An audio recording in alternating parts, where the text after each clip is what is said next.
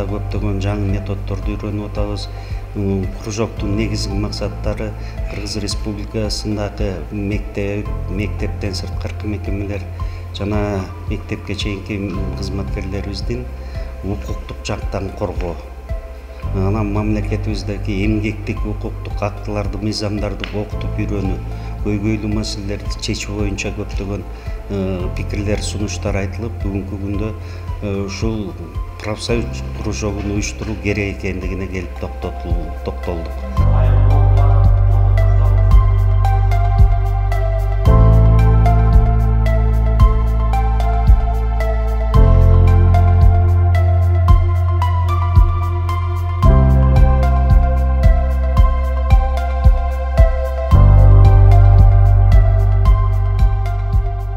Бул кружок аябай маанилүү болду деп ойлоймун. Себеби биз мындан ары ушундай кружокторду уюштуруу аркылуу билим берүү мекемелеринде, жерлерде коомчулуктун арасында профсоюздун уюмун мындан ары дагы жогорулата алабыз. Мугалимдерибиздин, ошол эле жерде билим берүү мекемелеринде эмгектенип жаткан техникалык кызматкерлерибиздин коомчулуктун арасында профсоюзга ишеними пайда болот деп ойлойбуз.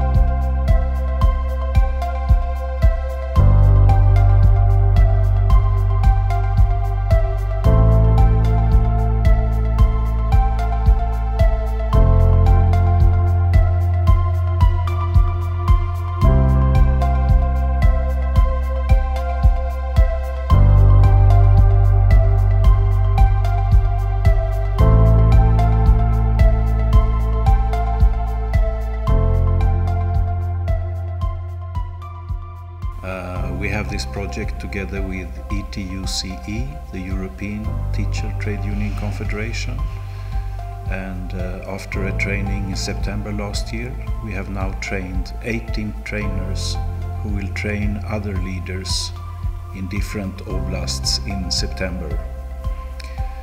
We have worked through the manual that has been discussed. We have also prepared a 3-day training program for the next level of trainers, study circle leaders, and we have practiced with simulations how to do a study circle, what is different about it, this kind of democratic, open, informal meeting between colleagues to solve problems related to professional working conditions and to support and strengthen the trade union work in Kyrgyzstan. There has been very good discussions, strong interest from the members, and intensive learning experience for everybody. I am very happy and proud to be part of this, and I've learned many things about your trade union and the important work you're doing. And I have made many new friends and felt a very strong hospitality. Very happy and thankful for these days, and I look forward to the continuation of this project and the scaling up and cascading into many different local trade unions and school establishments that will be strengthened through this project.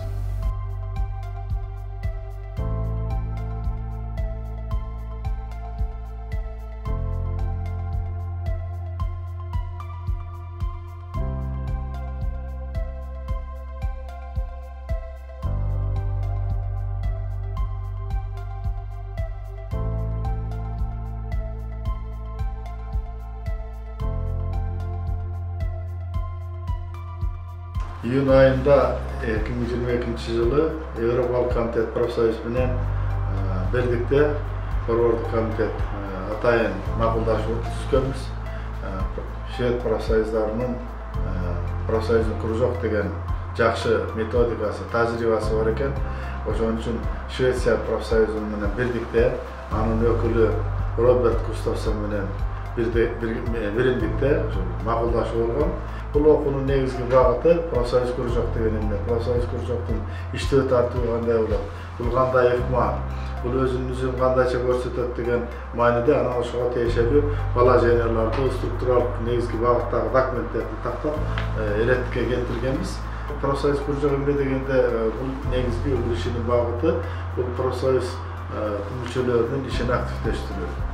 Alardan Jönököy prosoyuz müçeleri jerlerde 8, 10, 15 geçeyin adam çoğulu alışıp şol prosoyuzun problemalarını, gözün jeke muallimlerin problemalarını, texnikalik sınıfkerlerin problemalarını, ilim postlarının problemalarını özlerinçe teskep, oşonun çeçünün jollarını izlep, anan eger oşol iş yerinde çeçilmey atkan meseleler bolsa, oşonu başta jogorku prosoyuz organlarına, жергиликтүү бийликтерге жеткизүү менен профсоюз кыймылынын ишин активдештирүү бул эң негизги багыты ишта. Шведтердин профсоюздун кружок методикасынын негизги багыты баштапкы ошол уюмдардагы профсоюз мүчөлөрүнүн ишин активдештирүү, профсоюзга болгон алардын бир көз карашын өзгөртүү, мотивациясын өзгөртүү, анан ар бир профсоюз мүчөсү бири-бири менен баарлашып, кагаз жүзүндө эмес,